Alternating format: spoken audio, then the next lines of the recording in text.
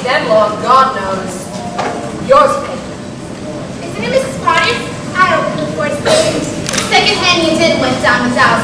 Peggy, my Peggy can't afford it. I can too, Sylvia. I'm not a peasant. Well, if your cards don't improve, you soon will. Oh, shut up, Sylvia. She's only playing till Mary. Jane, what is Miss Katie doing upstairs? So long to room when you said her Mrs. Dollar. Well, I didn't expect her to buy it. I just wanted to get pretty. Peggy, bitch! She won't concentrate. Bless her. She's in love. After she's been married as long as you girls, maybe she'll be able to concentrate on more vital matters. Like poker. Another lecture on the modern woman? At the drop of a hat. Well, I consider myself a perfectly good wife. I've sacrificed a lot for Howard Fowler, you know, and I devote as much time to my children as any of my friends. Except for Mary. Oh, Mary, of course, is an exception to us all. Quite right. Peggy? Oh, Edith, not again.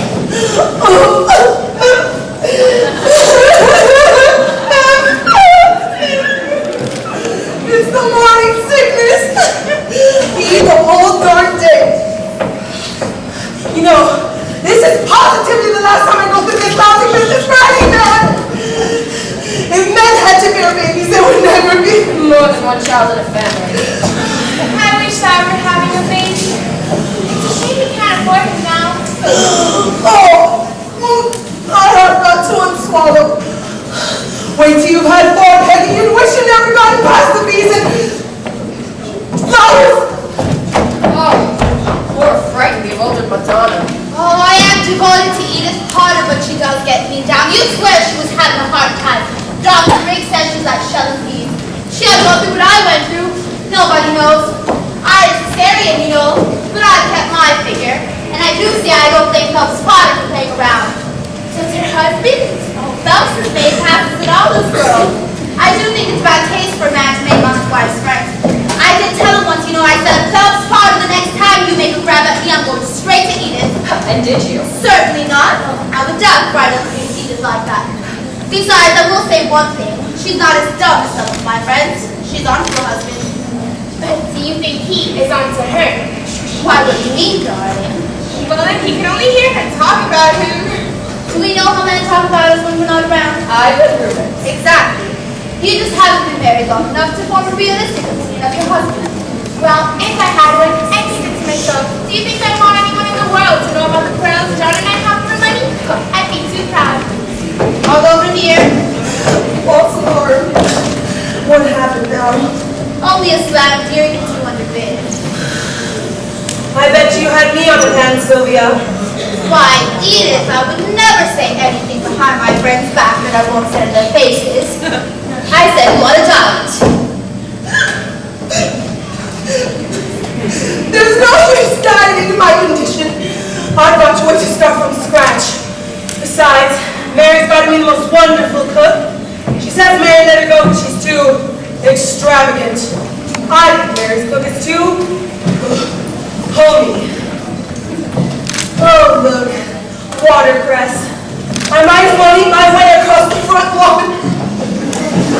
I do think Mary's gone up terribly this winter. Have you noticed those deep lines she has around here? Oh, smiling lines. Tragic, aren't they? Perhaps they are. Maybe a woman's headed for trouble when she begins to get too smug. Smug? Don't you mean happy? Mr. Haynes adores her so. Yes, he does, doesn't he? You just can't bear it, Sylvia, can you? Bear what? Mary's happiness gets you down. Why, Nancy Blake, if there is one thing I can say about myself, it's I've never been jealous of another woman. Why should I be jealous of me? Because she's contented. Contented to be what she is. Which is what? A woman. Oh, and by condition am I. A female. Really? And what are you, Hanks? What nature abhors? I'm a virgin. I said. Oh, I wish I were a virgin again, Nancy. The only fun I ever had was holding out on Phelps. Nancy, you ought to thank God every night and ask him to make sacrifice for some man. I wish I could make a little money right away using this blade. If you were the way I did, that's just what you'd make. Yes, you're not a very popular Arthur, are you, dear? Not with you, Sylvia. Well, good news. My book is finished, and I'm about to leave your midst. I wish we could afford to travel. you go this time? Africa. Shooting. Well, I don't blame you, dear. I'd rather face a tiger than the sort of things the critics wrote about your last book. Sorry, girls. So we can sort of send walk-around creatures like our lingerie woman. They're very expensive at heart. For me too, Mrs. Haynes. Oh, nonsense, Peg. You're paying for me. No, not for that. I think it's a girl. Or a girl. Or something, Penny. I wouldn't know I was crying so hard. You didn't believe that woman's sob story, did you? Well, of course I did. Anyway, she's a lot worse off than you and I. Edith, be gone. Darling, how sweet. Oh, I'm sick as a cat. It's the girl, you know. They always make you sicker. Even before they're born. Well, I don't care what it is. I've lost everything, including my curiosity. Why did God have to live in 9 dreadful months? Takes an elephant 2 years. Well, I wish I were an elephant.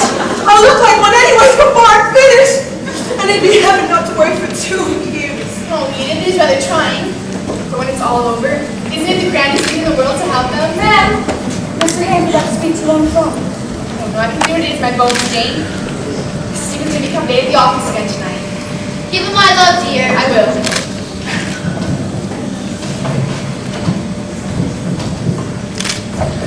Nancy, you could be more wrong about me or Mary, could you? Still wrangling. Jealous. As a matter of fact, I feel sorry for her. Oh, and why is that? Well, perhaps Mary's living in a fool's paradise with Stephen. Well, let's check that one for a moment, Sylvia. Jane, are the children in? Yes, Mrs. Beckham. I'd love to see Mrs. Haynes at a girl late. Oh, come along, pal. Anyway, it's urgent to go to the pen. But we don't have to worry. You've got 4 men. I have no men at all. This is the last time I say cards with Nancy. She never misses a chance to get in a dig. What is a creature like her got with friends? And the way she kept at you about Mary made me so nervous I thought I'd scream. God knows that in my condition Edith, I've got to tell you all first if I wait. I knew you had something, Sylvia. Let's have it. Stephen Haynes is cheating on Mary. I don't believe you. Well, you know how I go to Michael's for my hair? You really ought to go, Pen. I despise that business. Well, there's this new manicurist there. Olga's her name. I tried to call you yesterday morning. I was in the tub. Go on. Well, I was looking at both. You know the one with Mary on the cover? That wide wig that flattered her so much. Yes. Well, I'm looking through it, and this manicure, she says, oh, isn't that Mrs. Stephen Haynes who's so awfully rich? Funny how people like them think people like us are awfully rich.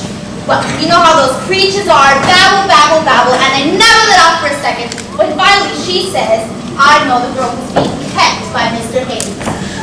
No. Yes. Oh, Is she someone we know? no, that's what's so awful about it. She's a friend of this manicurist. I wouldn't have been so bad if Stephen would have picked somebody from his own class. But a floozy. Well, how did Stephen ever meet a girl like that? How do men ever meet women like that? What they live for. The rats. But Sylvia, Well, I can't go into all the details now, because they're utterly fantastic.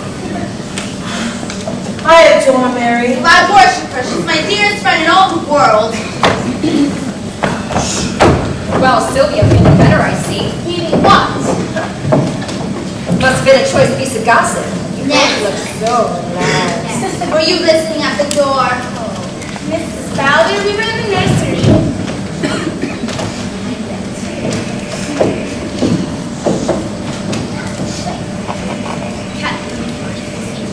Disgusting. Oh, dear. How was Steve, young dear?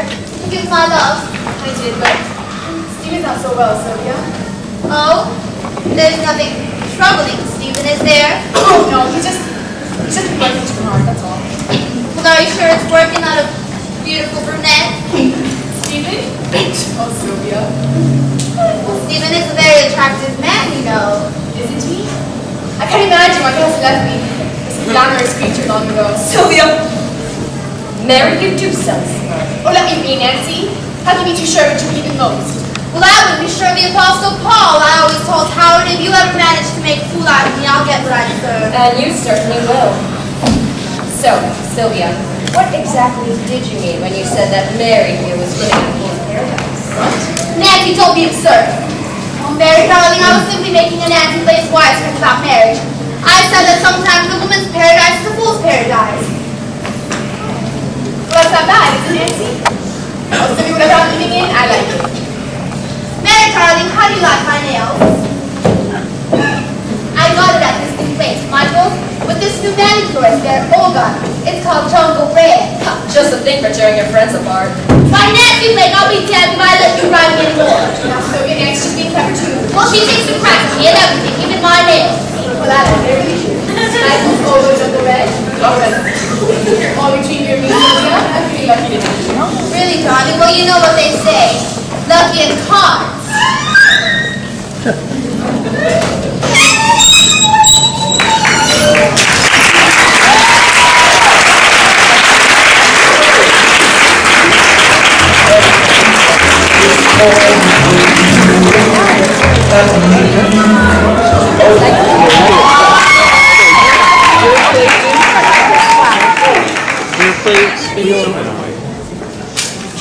You're taking the hair off of my scalp! Mom, do! Big break, 1 minute more. Oh! Oh! It's That's Carl. Oh my God! My sandwich, my sandwich!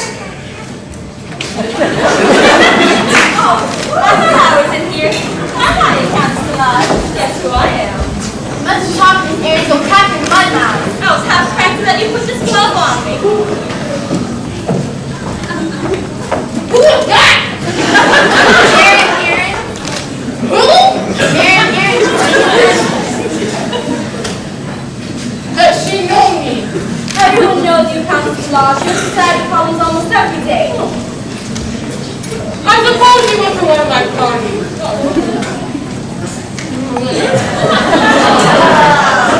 I suppose you went to one of my parties. You never know who the count's going to ask for.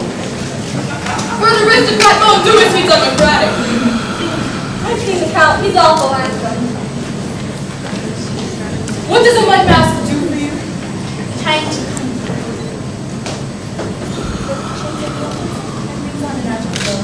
Like Miss Erin's skin. Your skin's so lovely. But it's not as fluffy as yours.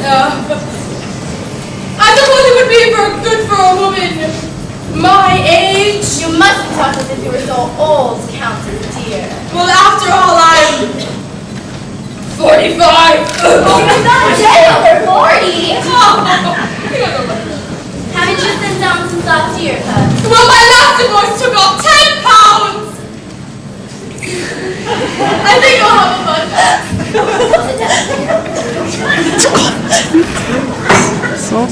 Kindness, Pop! That's not Trick Ray. That's Jungle Red. Everyone's Wild's Father. Miss Fowler wears it. You know Miss Fowler. The best dress in New York. There, dear, the agony's over. On to the mud mask.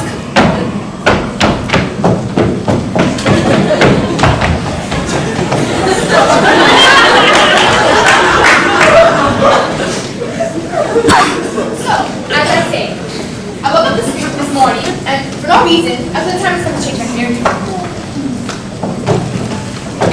Good day, ladies. Anyone particular serving around the cruise? I had to go to Miss Fowler's nails. Oh, but she was wearing no something. God, I'd love to do Mrs. Fowler's nails. Right down to her wrist with a nice big bust off.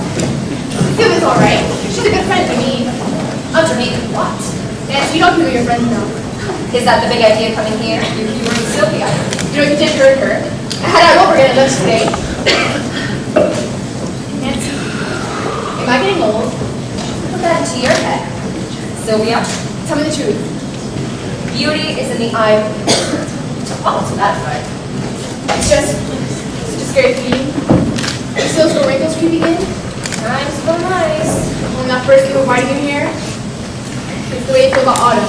You and there being of spring. There's only one tragedy for a woman. Growing old? Losing a man. Well, that's why we're all so afraid of growing old. Are you afraid? Well, I was very pretty when I was young. I never thought about it twice then. Now, I know it's what Stephen does. Smart girl. Now I think about it all the time. Love is not love which alters, but its alteration binds. Shakespeare. But you know, he told me on my birthday that I would always live the 6 man. Nice present. No jewels. It rained that day. Bought me a bottle of you called Summer Rain. How many ounces? Oh, Nancy, you've never been in love.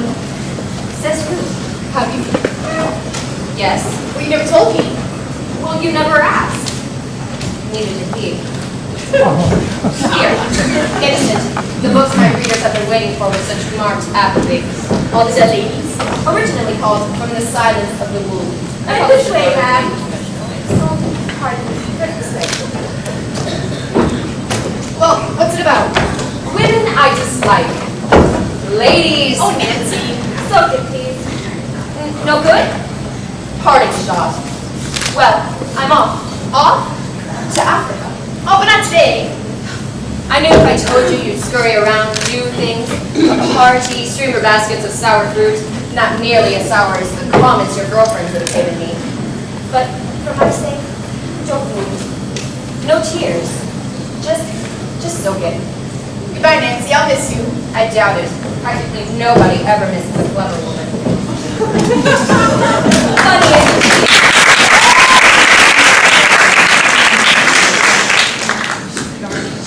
She's a writer?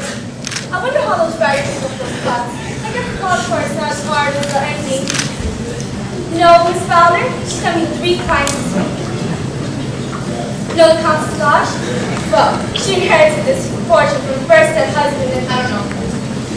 No, Miss Potter? Yes. She's pregnant. Again. I know.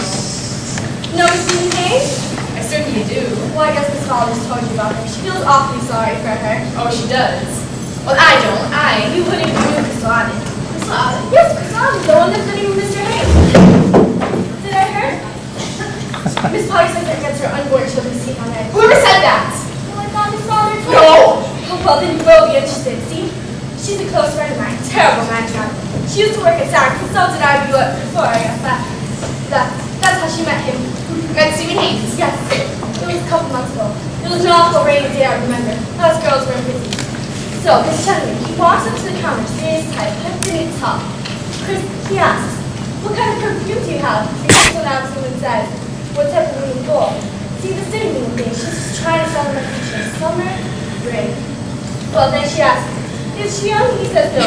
Sort of embarrassed. And then she says, she's the glamorous type? He says, no, good God. She pats her head and says, thank God. See, Crystal has his eyes and search up and down the night. Search. Well, she puts a perfume on the crook of our for him to smell. He went around smelling and I guess he liked it, because we heard him tell her his name, and one of the girls recognized who we were some teens called him. It was after that event. I wouldn't think everything about it until a couple weeks ago when I went over to Crystal Allen's place to say hello. The landlady answered the door. She said she works for this kind of place where she reaches nature gentleman friend. What gentleman friend I said? Why, that Mr. Hayes, the one that she has in her room. Did I hurt? No, but I don't really need manicure. Just for car too. None. But I thought that's what Miss Father's came. I get what all of his father's friends have come here for. Right. I'll tell her you were in. Mrs. Stephen Hayes? Miss Stephen Hayes! Oh my God! I'm so sorry. How can I make it up to you? Stop telling that story. Oh my God! I will. I promise. And please don't tell anyone that you told it to me. Oh, I promise. I guess I'm being kind of humiliating for you.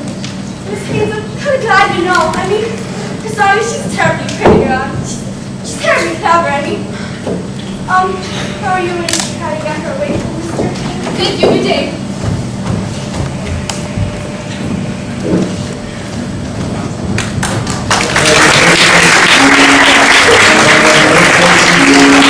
One life from to get the feel of life, jazz and hot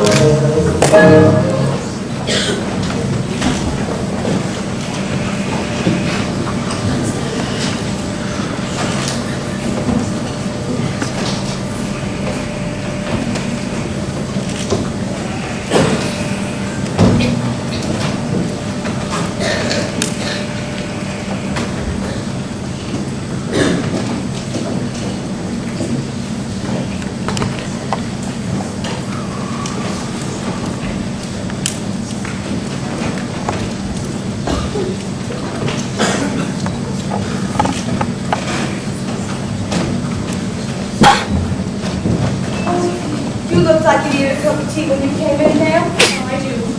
I have a sudden headache. And Jane? My mother will be here in a few minutes. Give me a cup of her, please. Yes, ma'am. May I please, Miss Hayes? Oh, of course, Mr. Rice. not married, really. You don't have to talk to your child. She just might put on your heart. Your temper. What did Stevie do to him, Miss Fordyce? Well, I was I mean, pretty much. She had such a temper. She had made herself ill. I'm sure the poor boy has a little ill. We're very apt to take the boy's side, Miss Fordyce. Not at all, Miss King. It's just our girls shouldn't be so wretched in this world. After all, this is a man's world, and the sooner our girls are send your inmates, Miss Fordyce.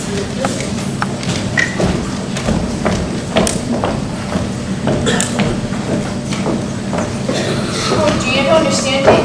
Miss Price, we prefer is married. But she insists we have a little god of Stevie. Them English ones are always standing up for the boys. But they say since the war, man, there's 6 women on there to everything. Competition is something fierce. Over here, men aren't so scars. Well, you can treat them the way they deserve. Where's Mother? Oh, you are going to catch it. Smacking your little brother like that. Such a dear, sweet little lad. Such a shame. I bet you wish you were your mom's girl instead of your dad's girl today, don't you? What's the matter? Cat got your tongue? Oh, hello, darling. Aren't you going to kiss me? What red eyes? Well, I was mad. I grew up. When you throw up, doesn't it make you cry? Stevie tease you? Well, darling, Mother, I don't know how to begin. come here. Would you rather be on tonight till Dad? Oh, no, Mother. I couldn't tell him. And I'd be killed to death if I had to tell skinny old Miss Fordyce. That's a good friend, you little girl talk. But I don't want to be a little girl. Mother, Maybe what? what brother said? What did he say, the wretched boy? He said I had bumps. Bumps? You don't mean lumps? No. Oh, he said I was covered with disgusting bumps. Mary, where? Well, here and here. Of course you have bumps, darling. Very pretty little bumps, and you have them because you're a little girl. But I don't want to be a little girl. I hate girls. They're so silly. And they tattle and tattle. You're not really Mary. Yes, Mother, I know. What fun is there to be a lady? What can a lady do?